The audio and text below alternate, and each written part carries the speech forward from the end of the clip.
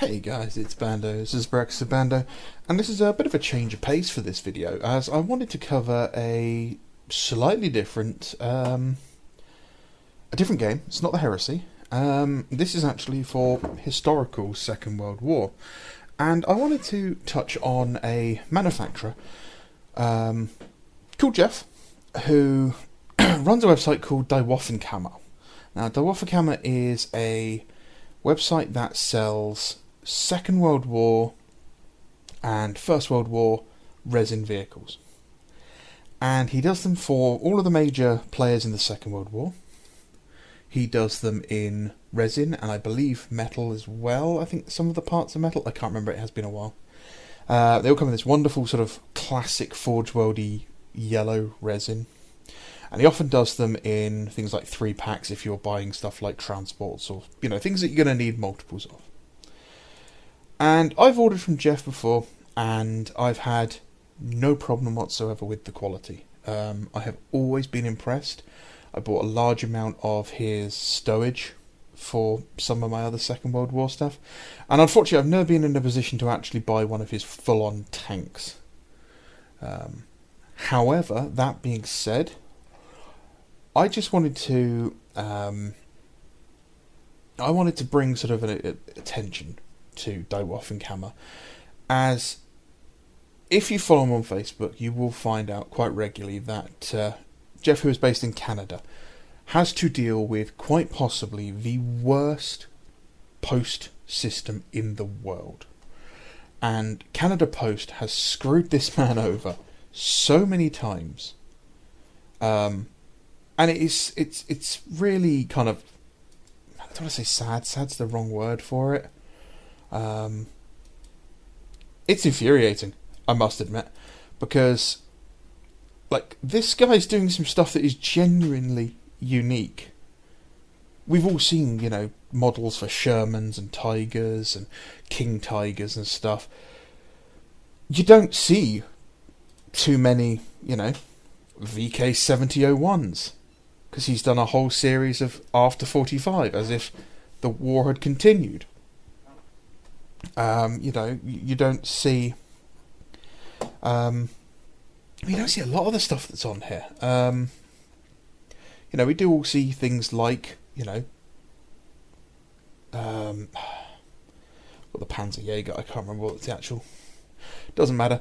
The Lukes, the Panzer II Lukes, which is one of my favourite tanks of all time. I think Jeff had it out way before Warlord Games had theirs out. Lots of just really interesting tanks and really wonderful, good quality sculpts. And if you're like me, and I like resin vehicles because they're really easy to put together, they're really easy to work with. It's one of my biggest complaints with Warlord Games and their Bolt Action series, is that a lot of their plastic vehicle kits, which are just taken from Italieri and scaled down, are so colossally overcomplicated for wargaming pieces. I mean, for example, the Puma, I think it is. Their Puma... Let's see if I get Warlord Games.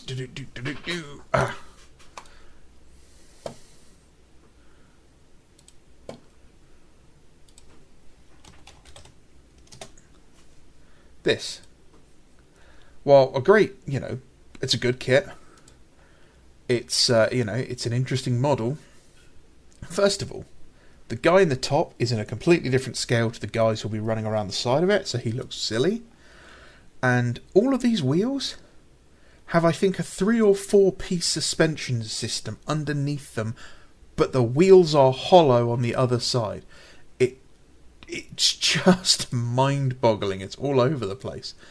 But then you've got something like these, where it's like 3 or 4 pieces, tops. And it's like tracks. Oh, there you go. You get 3 of them for 80 Canadian dollars or 27.50. And they come with crew and stowage. That's pretty great. That's it's going to be a lot easier to put together. It's going to be a lot easier to work with, and it's going to have some heft to it. And I know some people don't like that, but actually when I've spent some money on a model kit, I like to be able to pick it up and feel it. Because, you know, when something's got weight, pardon me, it kind of feels like it has presence, it has value. And I'm just seeing him now that these small creators need support. I say small, I mean, it's one guy.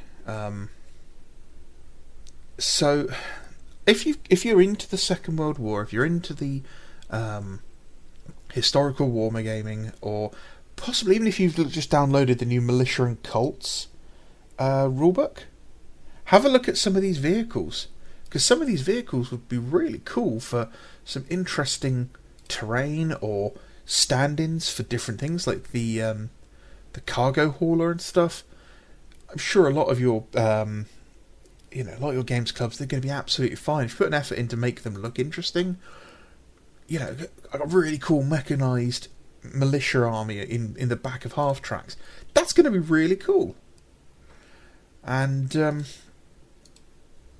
he's got some really interesting stuff here that could be used for terrain.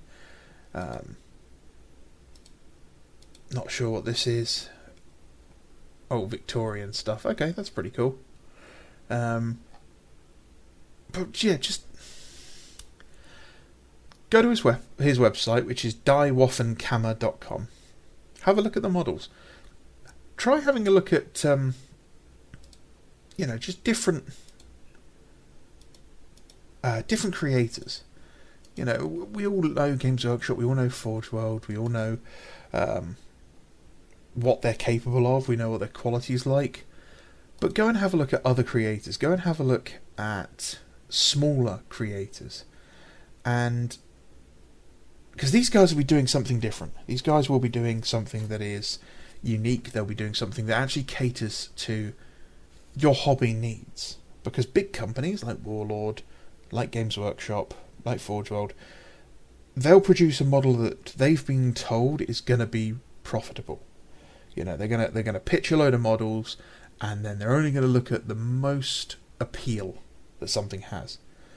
Because something that's a very specific model of tank, this was created, there were 3 of them, it was only made in like the last 3 days before the end of the war happened, it's almost indistinguishable from the other versions, but it does have this one indistinguishable feature and I really want it. They would never make that. That someone like Jeff quite possibly could. So go have a look at them. Go and support your local and smaller creators. Go and follow his Facebook page. Go and say hi. You know, he's trying to get some more orders put down to help build up some more, more models. So go and put some orders in, if you can. And if you're not a Second World War gamer, if you only play Games Workshop games, you only play Age of Sigmar, Heresy, you only play 40k, branch out.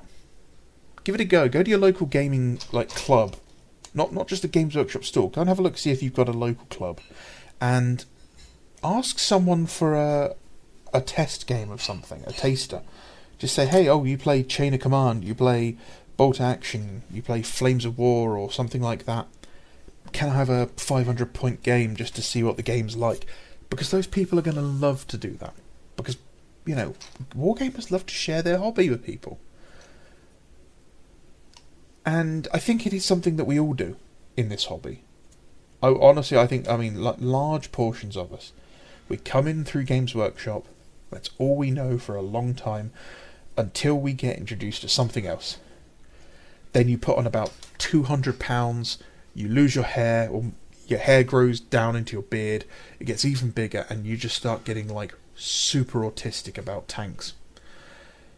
And I'm sorry guys, it's going to happen to you. It happens to the best of us. I mean, I've luckily still got all my hair, but it's starting to shift down to my beard now. Alright guys, my name is Bando. This is Brexit Bando. There's no little anime gremlins in this video, so stay safe.